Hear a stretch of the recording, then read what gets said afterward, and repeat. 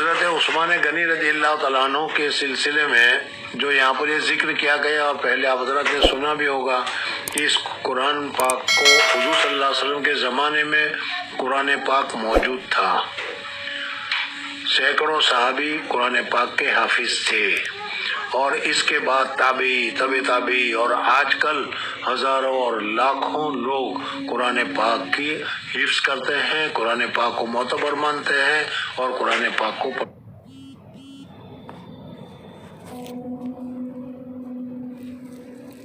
پڑھاتے ہیں۔ گویا کہ یہ قرآن پاک متواتر ہے۔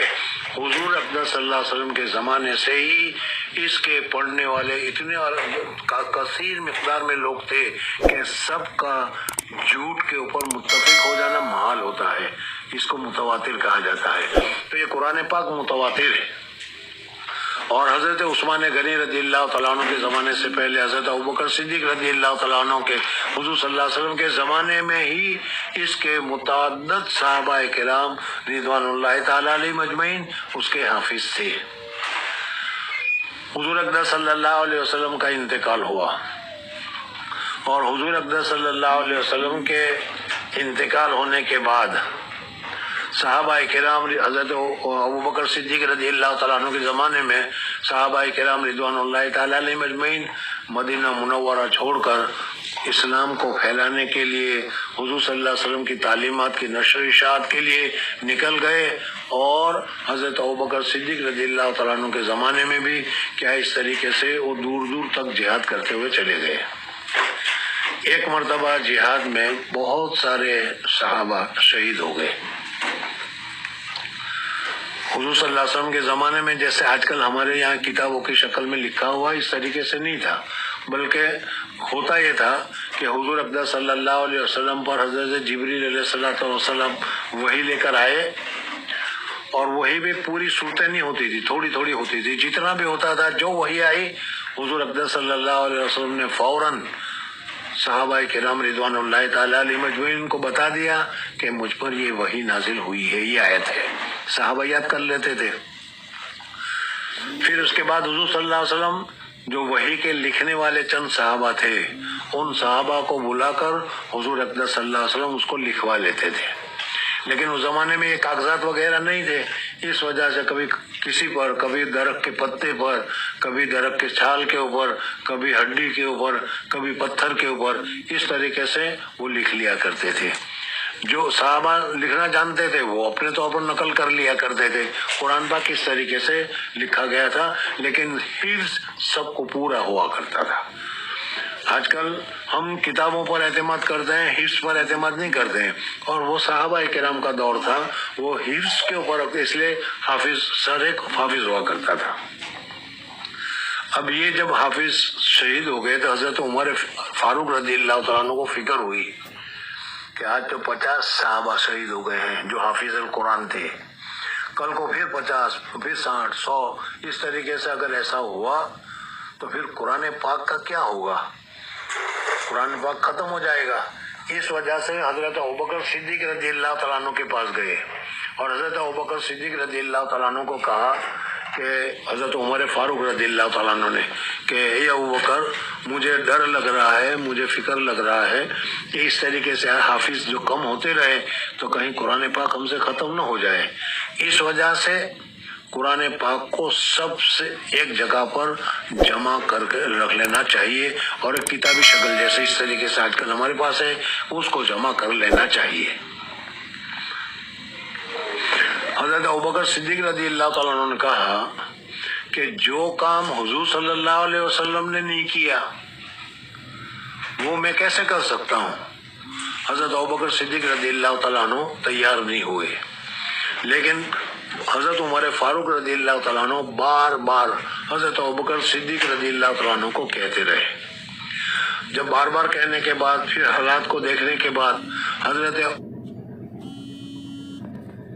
یہ بات آ گئی کہ بات صحیح ہے، ہمارے سینوں میں تو موجود ہے، لیکن یہ سینے والے ہی نہیں رہیں گے تو کیا ہوگا؟ اس وجہ سے حضرت ابوبکر صدیق رضی اللہ تعالیٰ عنہ کے دل میں بھی بات آ گئی کہ ہاں ایسا کرنا چاہیے۔ تو انہوں نے چند صحابہ کو، 3 صحابہ کو بلایا، اور جس میں حضرت زید وغیرہ بھی تھے جو حضور صلی اللہ علیہ وسلم کے زمانے میں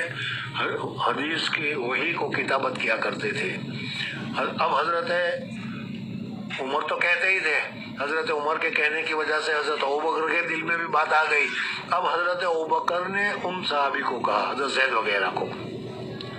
کہ حضور صلی اللہ علیہ وسلم کے زمانے میں تم وہی لکھتے تھے، معتبر آدمی ہو، لوگوں کے پاس، کسی کے پاس پتھر پر لکھا ہوا ہے، کسی کے پاس ہڈی پر لکھا ہوا ہے، کسی کے پاس کپڑے پر لکھا ہوا ہے، کسی پر کسی دوسری چیز پر لکھا ہوا ہے، سینے میں تو ہر ایک کے ہے لیکن لکھا ہوا الگ الگ سا ہے، ان سب کو جمع کر دو۔ تو جیسے حضرت ابوبکر صدیق رضی اللہ تعالیٰ عنہ پہلے تیار نہیں ہوئے تھے، اس طریقے سے حضرت زید رضی اللہ تعالیٰ عنہ وغیرہ بھی تیار نہیں ہوئے کہ یہ اتنا بڑا کام حضور صلی اللہ علیہ وسلم کے زمانے میں نہیں ہوا تھا تو ہم سے کیسے کرا رہے ہو۔ بہرحال حضرت ابوبکر صدیق رضی اللہ تعالیٰ عنہ بار بار ان کو کہتے رہے، بار بار کہنے کی وجہ سے پھر وہ لوگ تیار ہو گئے، اور تیار ہونے کے بعد انہوں نے ایک جگہ پر جمع کرنا شروع کیا۔ اب جس کے پاس بھی جاتے تھے اور کہتے ہیں کہ یہ قرآن آیت ہے، وہ کہتے ہیں یہ قرآن، ان کو بھی حفظ تو ہے، یہ نہیں کہ ان کو یاد نہیں ہے، لیکن پھر احتیاط کی ضرورت، دو گواہ لاؤ کہ یہ قرآن کی آیت ہے۔ اس طریقے سے جس کے پاس جو کچھ لکھا ہوا تھا وہ لکھ کر ایک کیا ہے کتابی شکل میں تیار ہوا اور حضرت ابوبکر صدیق رضی اللہ تعالیٰ عنہ کے سامنے پیش کیا گیا۔ حضرت ابوبکر صدیق رضی اللہ تعالیٰ عنہ نے اس کو مسجد نبوی میں اپنے پاس رکھا۔ اب گویا کہ قرآن پاک ایک جلد میں، ایک کتاب کی شکل میں موجود ہو گیا۔ حضرت ابوبکر صدیق رضی اللہ تعالیٰ عنہ کا انتقال ہو گیا، حضرت عمر فاروق رضی اللہ تعالیٰ عنہ کا دور آیا، 10 سال 11 سال حضرت عمر فاروق رضی اللہ تعالیٰ عنہ کی بھی خلافت رہی، حضرت عمر فاروق رضی اللہ تعالیٰ عنہ کی بھی شہادت ہو گئی، سمجھنا گیا۔ ابھی حضرت عمر فاروق رضی اللہ تعالیٰ عنہ کے زمانے میں صحابہ کرام رضوان اللہ تعالیٰ علیہ مجمعین مکہ مکرمہ سے نکل کر سندھ، پاکستان اور کیا کہتے ہیں آذربائیجان اور اسی طریقے سے دوسرے ملک تک پھیلتے چلے گئے۔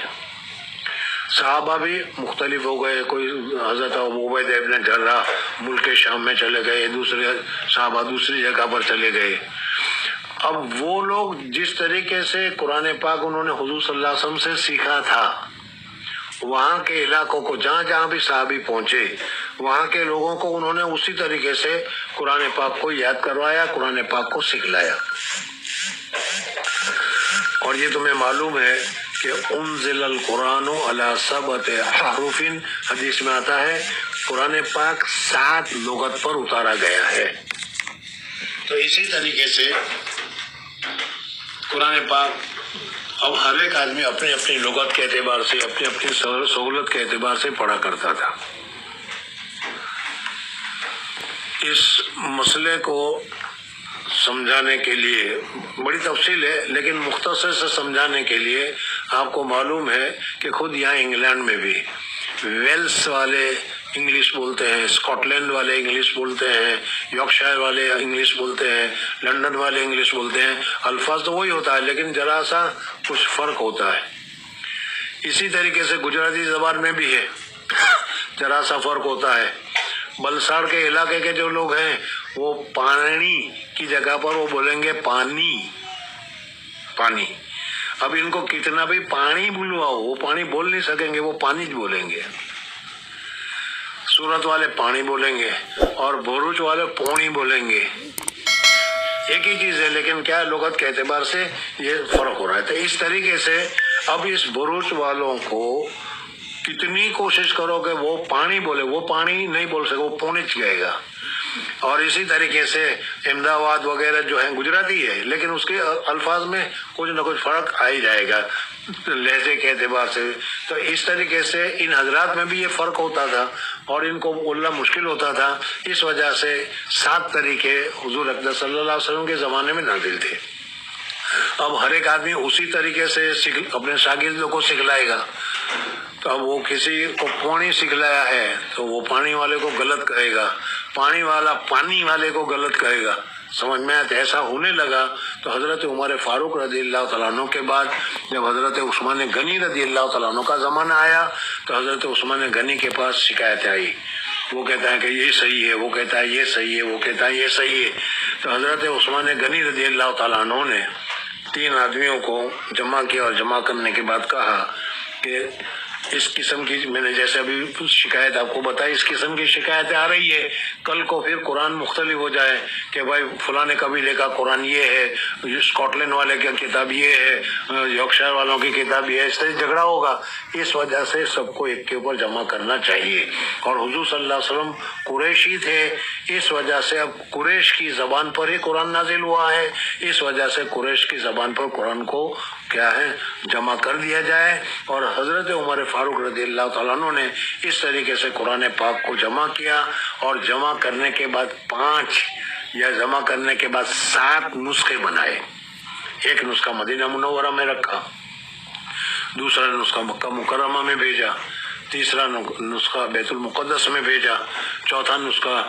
دوسری جگہ پر باہر کے ملکوں میں بھیجا۔ اس طریقے سے یہ نسخہ حضرت عثمان غنی رضی اللہ تعالیٰ عنہ کے زمانے میں جمع ہوا، اور اس زمانے میں جو الفاظ جس طریقے سے لکھے گئے تھے، جس طریقے سے پڑھے گئے تھے،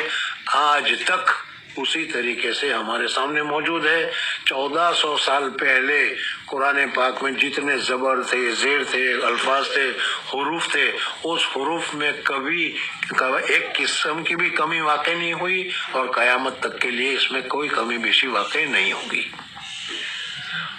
موجودہ زمانے میں بہت کوشش تو کی جا رہی ہے اس میں آیتوں میں گڑبڑ کرنے کی اور اس کے ترجمے وغیرہ میں گڑبڑ کرنے کی، لیکن اللہ تبارک و تعالیٰ نے خود وعدہ کیا ہے، نحن نزلنا القرآن وإنا لہ لحافظون، ہم ہی قرآن کو نازل کرنے والے ہیں اور قرآن کی حفاظت ہم ہی کریں گے۔ اس وجہ سے قرآن کی حفاظت آج 1400 سال ہو گئے۔